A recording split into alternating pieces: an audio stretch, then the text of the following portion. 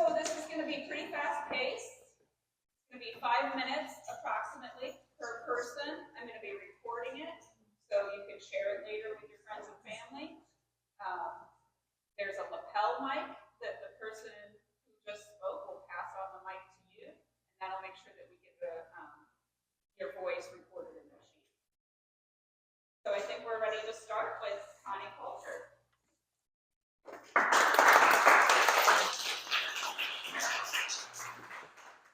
Thank you for having me here today and in such a gorgeous venue. My name is Connie Colter. I'm out of Gladstone, Oregon. And I think I woke up this morning really excited actually about things to say to you. They may not be very well said, but hang with me here, okay?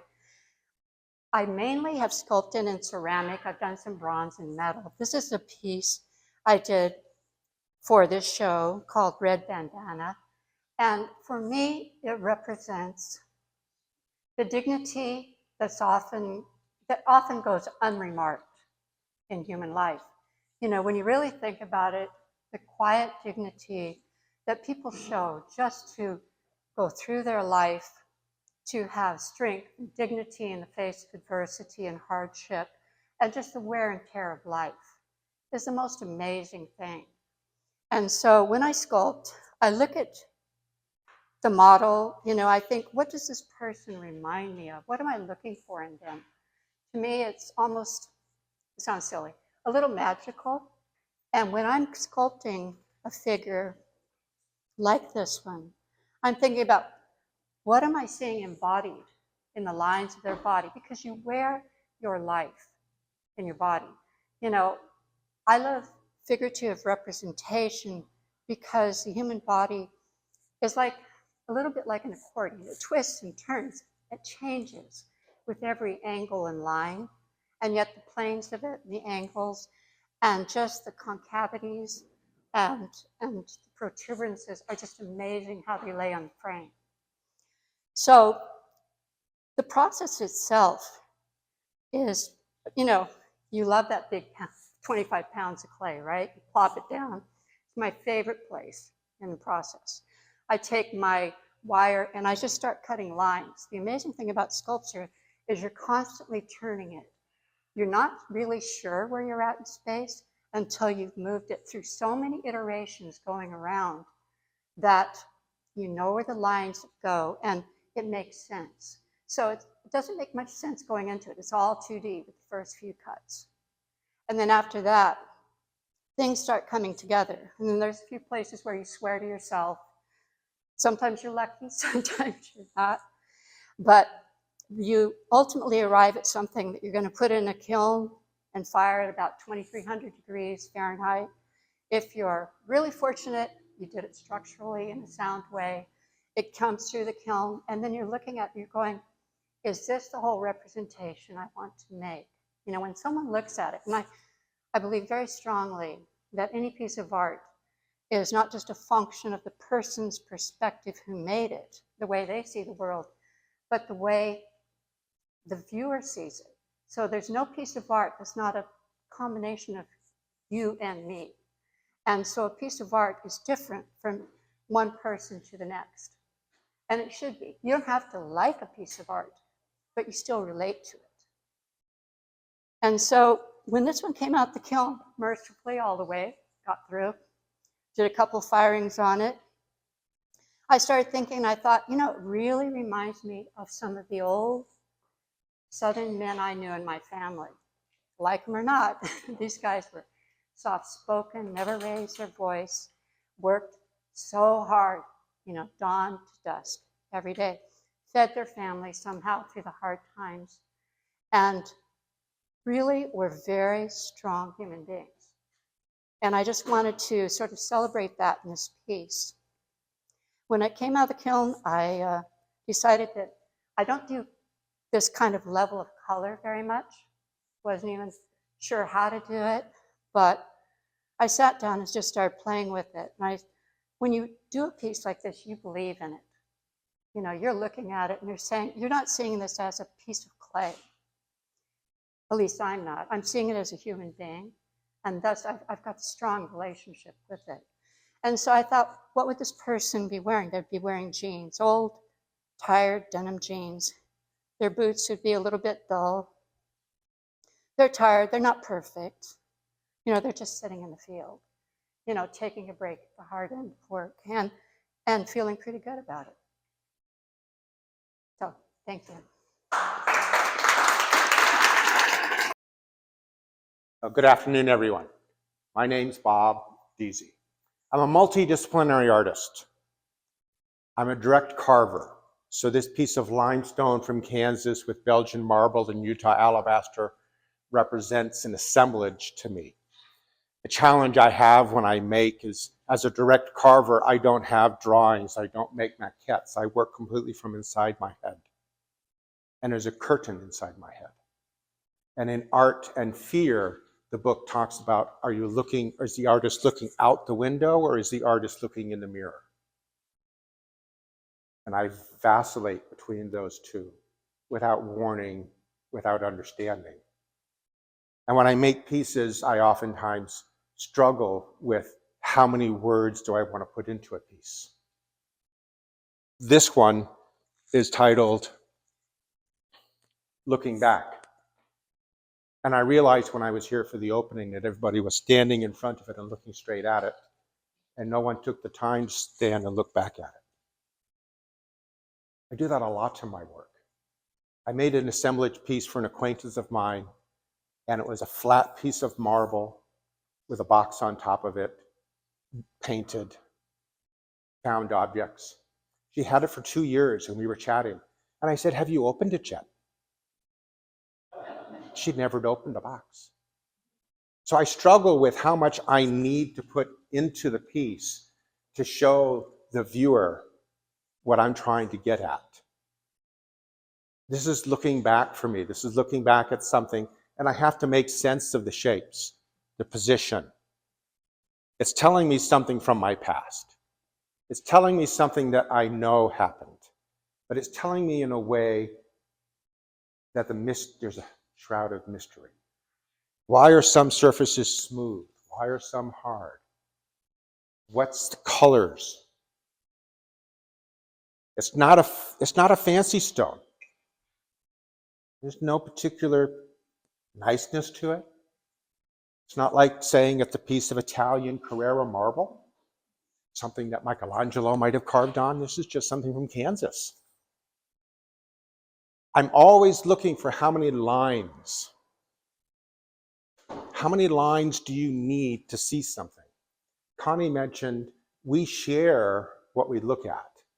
I have in my mind what I was thinking when I made this. But as soon as I pronounce this done, it doesn't belong to me anymore. It belongs to all of you. My wife taught me that lesson. I went to Kansas for a carving symposium. Plane flight over, I had my sketchbooks, I'm sketching out, doing drawings, doing all the planning to make a piece, again, out of limestone. I show up, I spend 3 days carving, 10 hours a day, working, bringing to fruition my thoughts, my ideas. I got it finished, it fit to my carry-on, I brought it back. I came into the house and I was all excited to show my wife what I had done. I brought it out of the bag and I put it on the dining room table. With a very straight face, she looked at me, she said, "Why'd you make a toilet?" She named it. Now that's the name of the piece.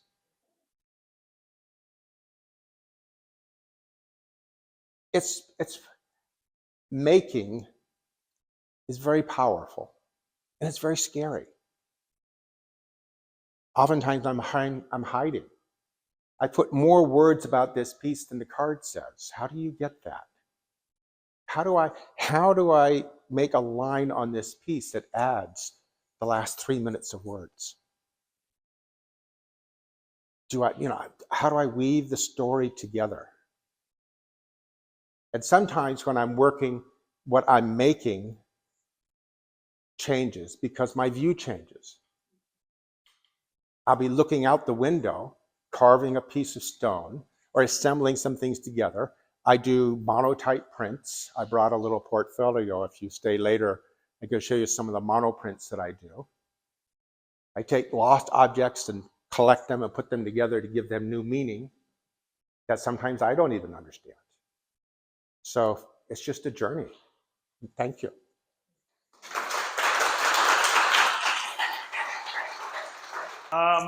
Hey, Greg. What a great match. Pacific Northwest Sculptors. Get this on you. Oh, really? Yeah. Okay. Thank you. Some of you who know me well know that I love to savor awkwardness, love to savor embarrassment, just the ambiguity of, okay. So we're going to be doing a walk later today around Vancouver, and I made some costume pieces that you're welcome to join us on this walk later today. So those are what my props are about. And to say thank you to the cave all over again.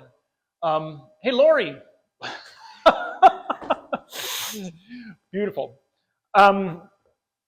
So what I've come to realize about my art is that I think I'm sending mixed messages. I think I'm both trying to get people's attention and hold them at arm's length. I've found that I can be very gregarious and personable in my role in the group, but it's also a refuge for kind of still hiding out and having my own space. I think some of you can probably relate to that. The two pieces I have a lot of ambiguity in them. There's a clay piece that's a combination of head with a small body coming out of it. And well, I keep pointing at it. Here, this will be fun. So I'm actually still here, though you can't see me. You have to take it on faith that I haven't disappeared. It's one of those object permanence things that we learn. This is titled Wounded Animal. And it is a combination, composite, cat, raccoon, bear with the inverted stuffed animal. So there's a lot about exploring vulnerability and childhood and other points of my experience that were well, traumatic, for lack of another word. And I find that art is a way for me to transmute that into a gift, into saying thank you, into sharing amongst friends, celebrating. I think that's ultimately my goal, is being generous and taking this fragile existence and sharing it, and that we're collaborating right now in this very moment to really notice how special and miraculous and precious this is. So I keep returning to that. Thank you, Sharon, and more to come. I love talking about my art, and there's more to be said.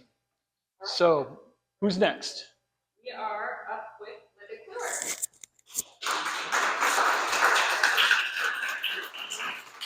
I'm obviously a clay artist, and I'm very intrigued with texture, and I tend to work in very neutral or calm colors. So earth colors, browns, greens, golds, very rarely blue, even though blue is water, but I'm not attracted to blue.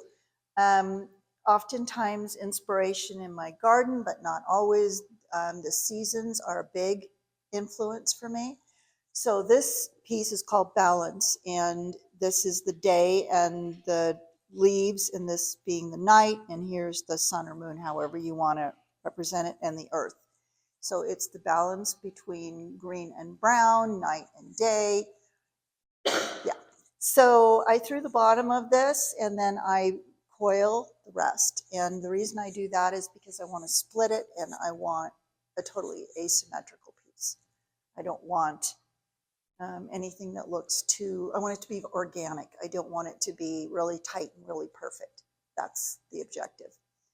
So on that vein, for International Sculptor Day, I made my jewelry. There's a ring that goes with it, and this, I've never attempted to make jewelry before, but I wanted to do something really bold and sculptural. So to me, this is wearable sculpture, and I didn't want to do a mask or anything. So yeah, I think that's about it. I tend to, this piece is not incised. So oftentimes I carve it and then I cut out the negative space. And then I obviously don't put a glaze in it, and I usually use a brown or neutral clay and use a wash on it to bring out all the carving. So, but this one I didn't want to do that with. So this one is intact, as I call it. There's no cutouts in it. So that's about it. We have a couple more minutes if anyone has any questions for Linda. Yes. Do you carve your own stamp? I often use real leaves as a starting point. So these are real leaves, and then I cut in branches, or some of it is free form, some of it is just actually using a leaf. I'm very intrigued with, oftentimes when I carve out and incise things, you have, in order to take out clay, you've got to connect it in some fashion. So the leaves often have to connect to cut out the middle, right? So I'm very intrigued with negative space often. And then you have to think about, what is the negative space going to look like, right? You just don't want it to be a hole, right? It has to flow with the work of the piece. So I use branches or some other thing to connect it sometimes. And I tend to use round things over very, like this is a closed piece, so it didn't matter. So this is a Japanese maple leaf, but pointy leaves are hard to connect. So I tend to use ginkgos or something that has a rounder shape to it. It's more pleasing to me. Anybody else? Okay. Great, thank you. Thank you.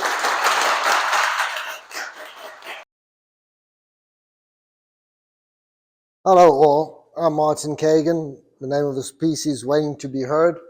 I was waiting to be heard until this moment. It's actually intriguing listening to other artists, because it gives you both inspiration and a little bit of guidance. But this is the culmination of several hundred busts that I've produced over a period of 4 years. And I'm a little bit obsessed about busts, and that's my focal point at this point in time. And I've gone through various mixed medias in order to get to this concept. This is actually fairly unique in its concept and its structure. It's not my most exceptional, and I'm sure things will change as time goes on, but it's actually made of something that hasn't been tried before. Quite simply, this is a combination of oil-based clay, just prior to bronzing. So my object is to create a bronze at some stage. But I don't want to land up having to wait another 5 or 10 years to create the perfect image to create a bronze. I'm enjoying the plethora of producing several of these type of images with a variety of combinations. So in essence, what you're seeing here is I've been struggling with media within the 4 years, and media changes upon you. And as you change that media, you literally have to go backwards in time and start up again and get to where you were the last time that you were good enough to say, I enjoyed my art. And I've done that now 5 times. And at this point, I'm actually quite happy to produce these in various formats. What this is made out of, quite simply, is 4 sections. So what we have here is a printed 3D inner chambers. Nothing to be ashamed of, because at the foundries they are printing, utilizing 3D structures oil waxing them, and then get into a similar to a lost wax process. So if they can do it, I can do it, except I changed the sequence. What I do is I create a bland 3D inner structure.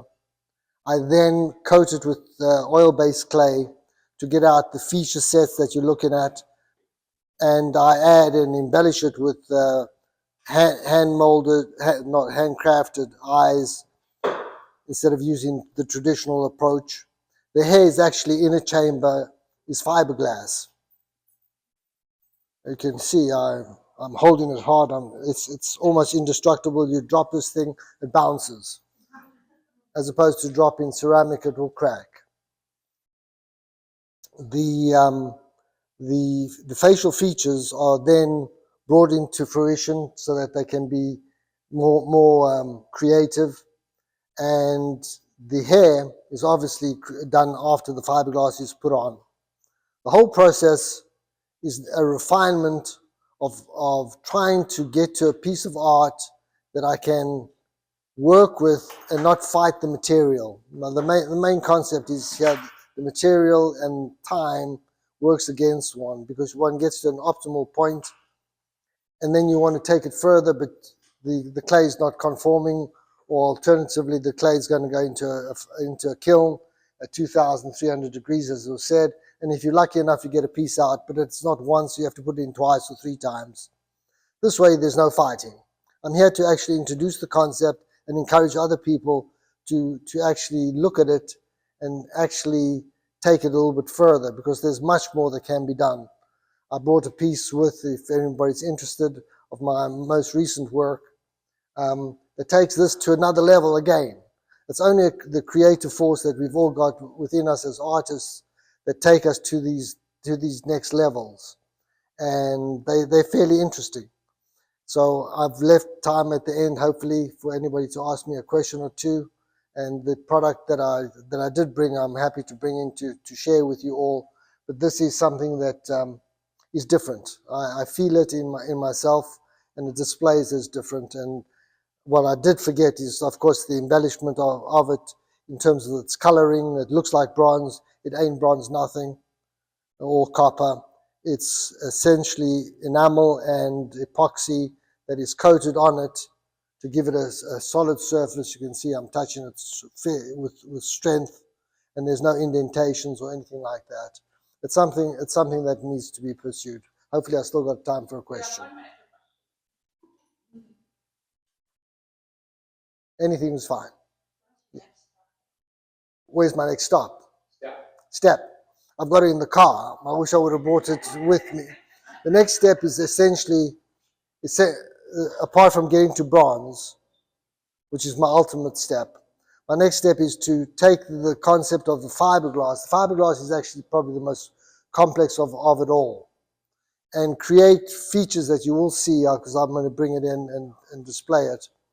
And the head structure can alter dramatically. The feature set on the face is incredible, how you can alter a bland structure to conform to a variety, 10, 20 different facial structures.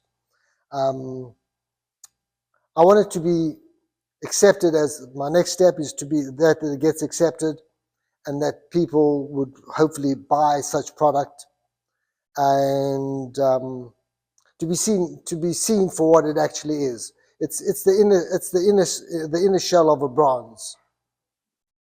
Thank you. Thank you.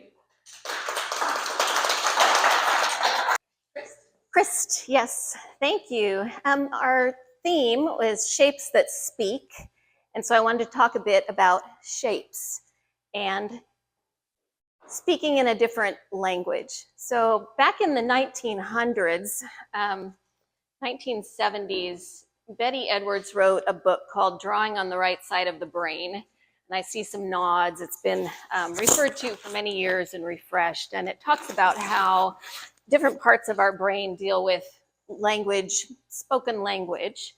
And the other side of our brain really deals with form and shape. And I came from a background of corporate communication, so many years of being just immersed in words. And emerging out of that to spend time sculpting, I now find that instead of waking up and grabbing my phone, instead of waking up and reading email or reading the news, I wake up with thoughts of shapes in my head. And I think about how we are immersed in language. And if you look around your house and how many words there are everywhere, and it just shifts you into that left brain. And so there are tricks to help avoid that, or to help get in more of a space where you're really relating to shapes and letting them speak to you. And so let it speak to you. So it's heavy. So don't take it if you don't want it. But I wanted to start by just, pass around some shapes. Shapes talk to us if we're willing to, quiet down and listen to them. I work with metal, found objects metal or recovered metal. I work with river rocks. This is a river rock. And I work with wool and other fibers. And all of them have a way to speak to me, petrified wood. And there's something about the physicality of these items. They're telling you their story as you touch them. And all of the pieces, as we look around, you think about the artists having these materials in their hands and letting that speak to them. And so I'll pass around a few more of these. This is a favorite. So I really relate to the history of the materials that I'm working with. So I hold this piece and I think, I'm holding part of a mountain in my hand. And I sit with that in my studio. There's part of a mountain. And then it goes through a process of standardization and getting put under incredible pressure, being formalized and standardized. And then somebody decides, oops, and there's a little hand cut edges where it starts getting back to a more natural shape. And if we just let ourselves touch these things and hold them, and for me to have shapes that speak, it's a physical thing, or at least that's very helpful. And that is a super common sound in my studio. There's always things like that. But you have to turn off the words. And anytime you apply to be in a gallery, the first thing you have to do is write. You need amazing pictures, hopefully, but you need to write. You need to take what you've done and condense it down into language. And I would say, try to turn that off. So there's a couple of tricks. One that I really like is to, at the beginning of the day, try to have my environment not have any language in it. So nothing written. And then be in nature. And then part of that being in nature is to do one of the tricks that's in Drawing on the Right Side of the Brain and look at a really specific item and visually, just with my eyes, trace an outline of an item. And it's just getting that habit of getting into that other part of my brain that's really working with shape. And that, I love that process. It can be the negative shape in between leaves. It can be the shape of my shoe as I'm putting it on. But that's, when I think of shapes that speak, that's where my brain goes. As I said, I work with found metal or recovered metal. River rocks, which touching river rocks, this weighs a lot, as you might be able to tell. This is a stone that was part of a mountain, took many, many, many years tumbling down a river. It brings all that history. We're in a room with something that's a gajillion years old, right? And then I cut a channel in that so that I can integrate the fiber piece to it and add a stiffener to make that hold a form. But it's really treasuring those shapes that come to us through whatever their history is. And then having that speak to, as Bob and others said, you bring yourself to this art. And so bringing your history to this amazing history of these pieces, and that's what gives the speech. That's what makes the voice inside of you, and oftentimes there aren't any words, and there aren't supposed to be any words. So that's what I have.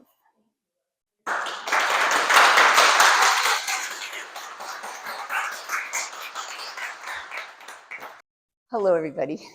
I wanted to, people ask where journeys start, and of course you can start a lot of places, but I bring you back to about 15 years ago in Cedarburg, Wisconsin, where I lived at the time. And my favorite event of the whole year, thank you, was an art walk. And it was a whole lot like Open Studios here.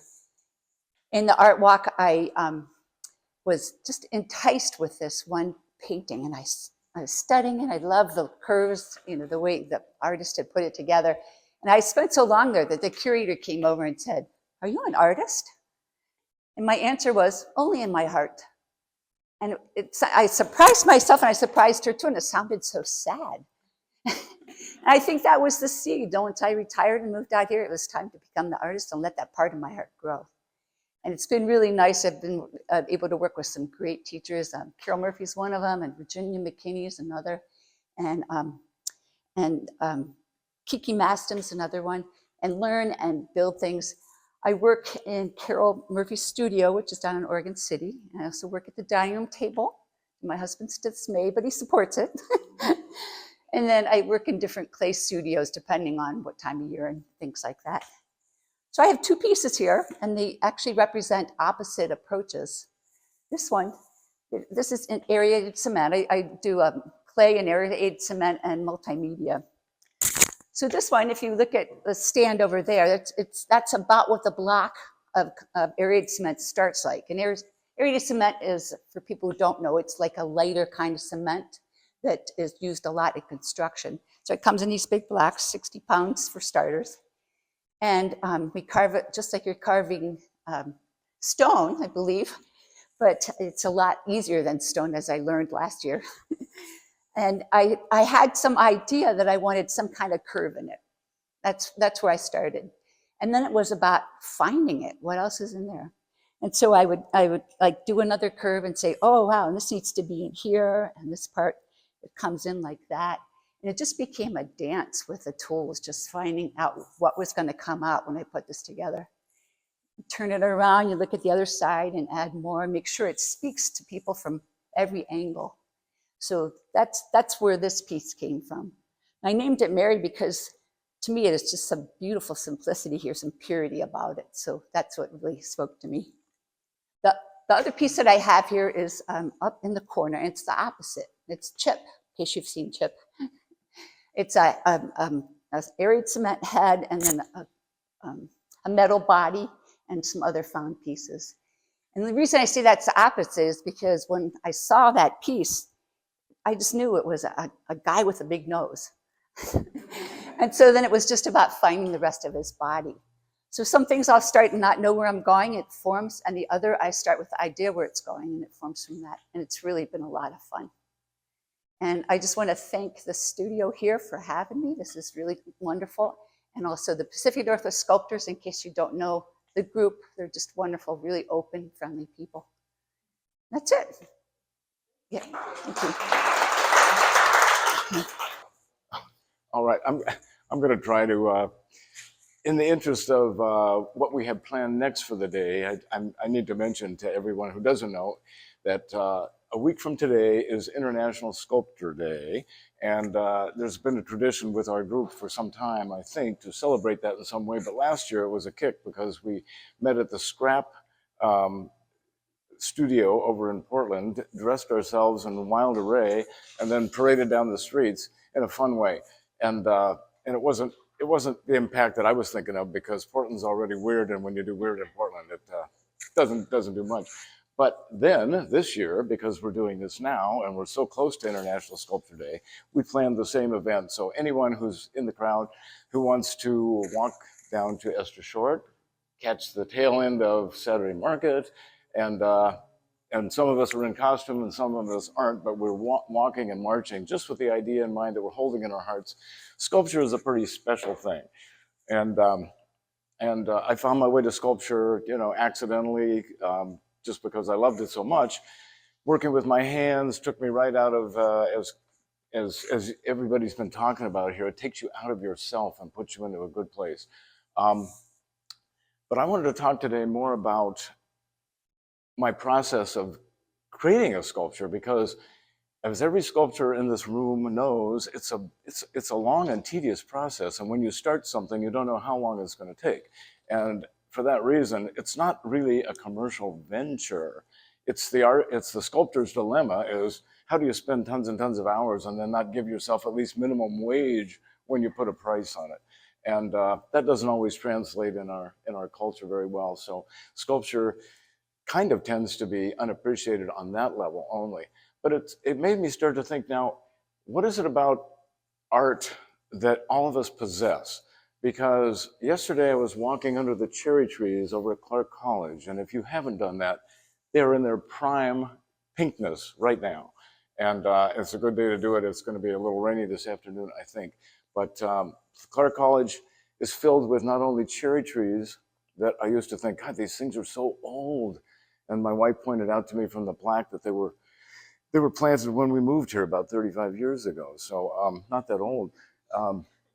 But the trees are glorious, and there's tons of people taking pictures under the trees. And I thought, everybody's an artist now with a camera. You didn't used to see people with long lenses anywhere, but now everybody's got that spark going where they are being artists with their cameras, and it includes just about all of us.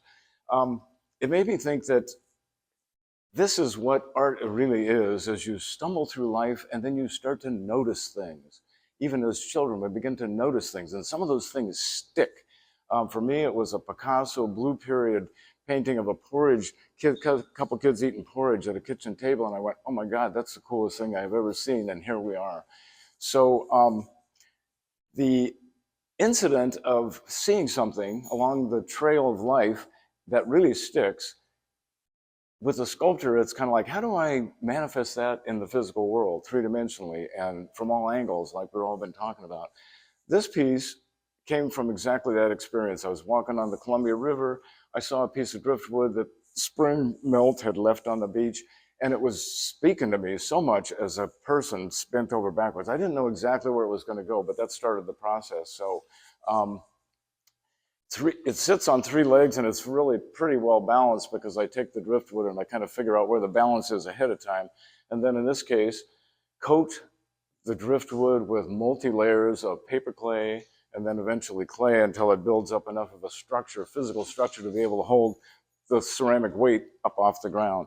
And then while it's still wet, added the face, because I thought I would like people to look at this and be a little bit surprised when they see the face in it, because it's a sculptural form on its own, and it allows you to have your own creative ideas about what it is.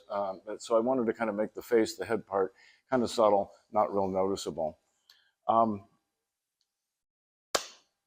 The weather is supposed to be a little bit drizzly later on this afternoon, and that walk downtown is calling to some of us. and I know there's a few of us that are going to be in costume, but if there's a bunch of people that are thinking, I could use a walk down to Esther Short, and then come back here, it's about probably a 45-minute commitment, something like that. But for those hardy beasts and sculptors who want to walk further, my intention was that we would also take in the waterfront and bring a little weird to Vancouver in that way too. Thank you for coming. I started with ornamental ironwork, 1969. I started Saturday Market in 1977, creating iron crafts, and then I moved to Mosier, where I had a blacksmithing shop in the late 70s and 80s. And so I've worked with all different, but the last 10 years I worked with a lot of found objects. And this is an old oil barrel. It's inverted, a Model A wheel. This is my iron. Well, I want to thank the gallery and the sculptors for allowing me to come and show off here. This is an iron mandala. I do a lot of, I try to, in the winter, try to really delve into my spiritual thing. And this is I'm gonna, if you don't mind, this is a lot of symbology. It's called spiritual symbolism.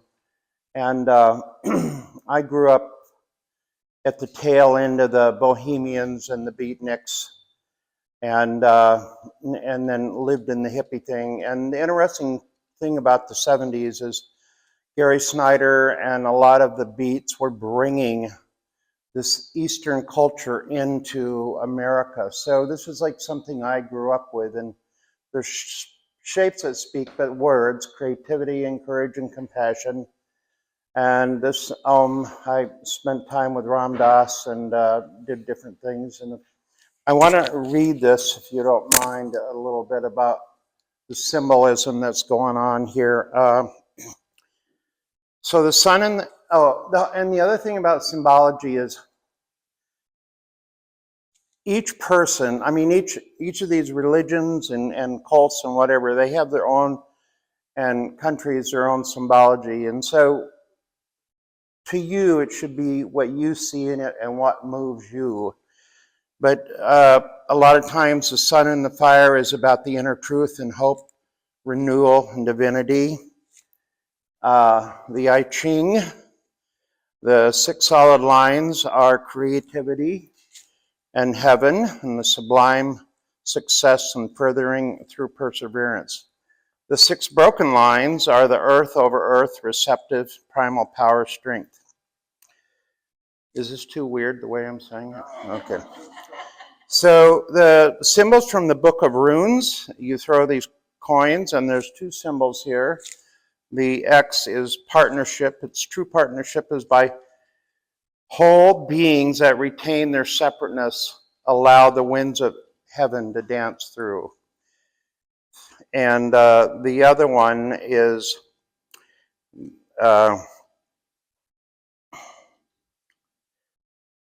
this one here is the spiritual warrior, and it's a sky god, and it teaches you to stay out of your own way and allow the will of heaven to flow through you. This is Ram Dass's one of the mantras that he uses a lot, and it's Om Man Padme Hum. It's a Tibetan Buddhism chant or prayer, and it means to transfer the mind and soul and praise to the jewel of the lotus, which I've never really quite figured out. Anyway, oh, did I do the eye? We didn't do the eye. Well, anyway, the eye is just about looking towards your inner self. And the I Ching, of course, is the balance between light and dark and those things. And the Model A wheel, which is, to me, I had my first car at 14, and I had a lot of hot rods and stuff. And the people that I was drawn towards was Big Daddy Ed Roth and George Barris, and these guys were customizing cars. Well, they were considered beatniks, but there's also the Delby Gillises and the Gary Snyders, and that beatnikness kind of led me to the other thing.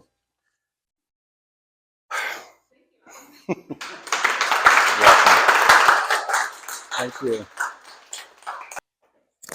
Won't waste time belaboring everyone with bio and all of that. Maybe I'll just talk about the production of a piece, and through that you get a sense of who I am and what I do. I mean, so I work with stone. The harder the better, because I'm clumsy and I'll destroy stuff and scratch it.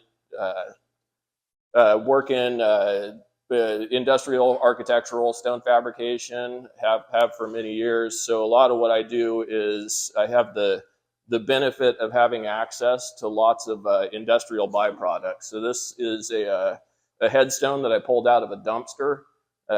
Would have cost probably about, I don't know, $3,200 to find a piece of just raw granite like that. But if you know where to look, they're laying around. It was too large for the cemetery. They didn't know that there was a regulation. I generally don't start working with a concept. I'm not a super conceptual artist. I kind of feel like in the world today, there's like 8 billion of us now, and everyone's got an opinion and an analysis and a critique, and I don't really need to hear it. And I certainly don't have enough rattling around in my head that I think is unique that I need to push on everyone else. So sculpting for me is a process of just exploring myself and providing myself primarily. Like I'll like to start by giving myself a technical challenge and then just attacking that. So the technical challenge with this one was how to use the big bridge saw that's designed only for doing linear cuts as a lathe. And so it's got a table that weighs a couple thousand pounds on a big bearing, and then has imagine like a tile saw on steroids. But you can throw the table and it'll start spinning. You keep pushing it, and it's got enough momentum that then you can just manually put a milling wheel on and then bring the blade down and essentially manually carve it with this big machine.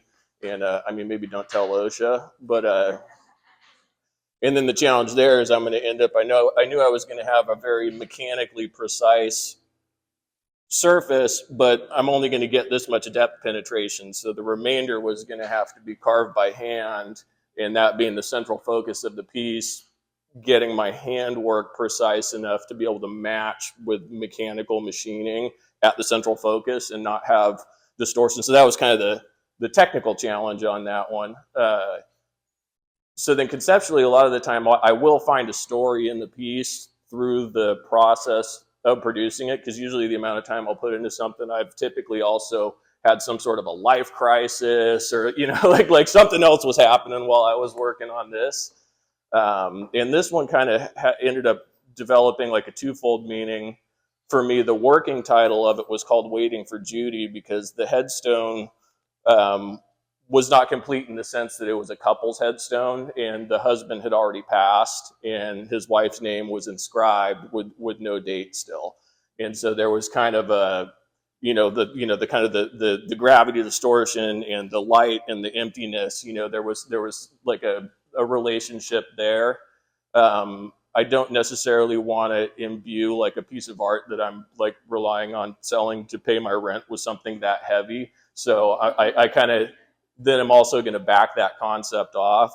So this one, the presented title is Horizon. And so that kind of personalizes a little more. It relates to that original story of kind of like the event horizon and void and space and passing. But for me, it's also representative of being, having to still do so much architectural stonework and being subject to the tyranny of the rectangle. Like, just design right now is fantastically uninteresting a lot of the time, And so this kind of representation of utilizing that as a vehicle to push through and distort that and use it to, develop my own kind of horizon to pass through that and ultimately do something a little more interesting, a little more frequently. But that's kind of my spiel.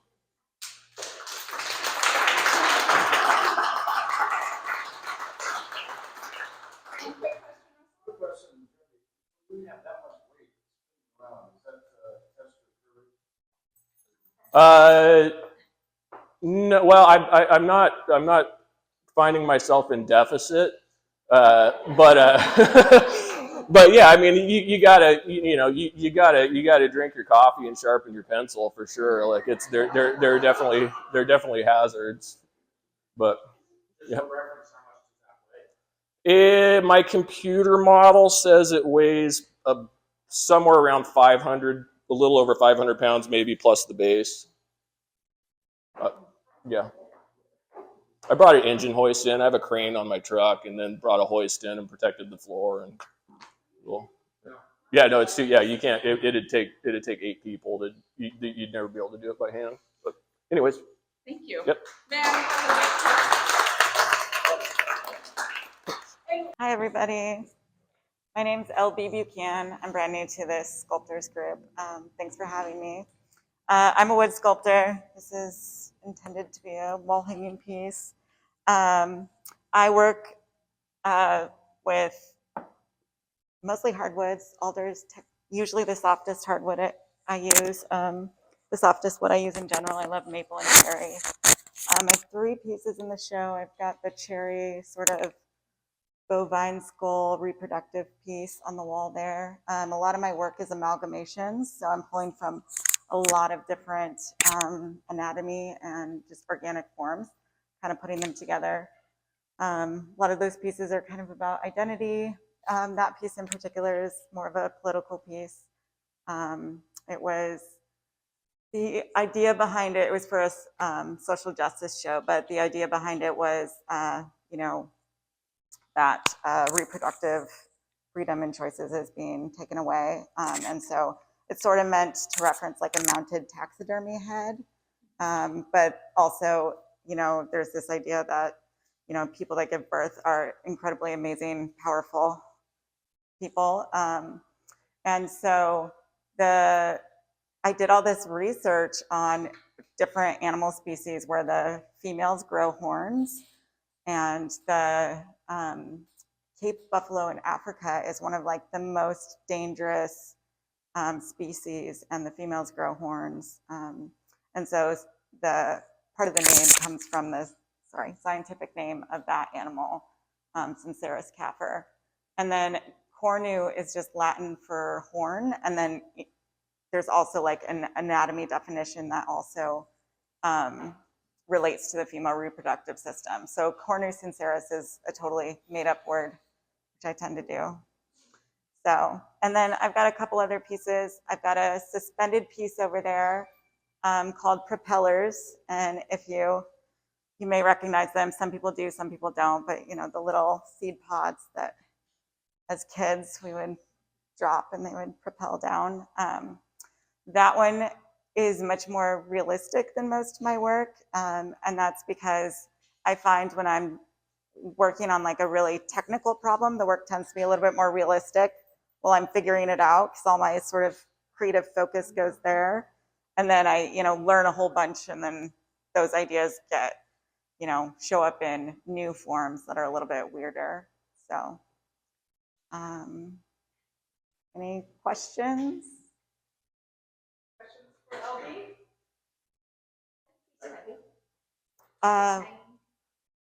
No, it's 12 to 15 pounds. The suspended one? Yeah, it's not very heavy, surprisingly. Yeah. Close to my question, I was going to ask how small you get to how big you get. Yeah, so I make things small, and then I've made a couple things that are suspended and 10 feet long. So yeah, that's as big as I've gone so far. I need more space. Yeah.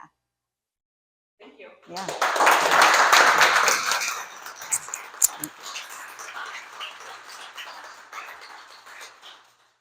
Thank you so much to Pacific Northwest Sculptors for sharing your works this month, and your walk and parade sounds very exciting. I don't know if you have a scheduled time for that to start or end, but please feel welcome to hang out, chat with each other, ask questions as long as you like. Thanks again.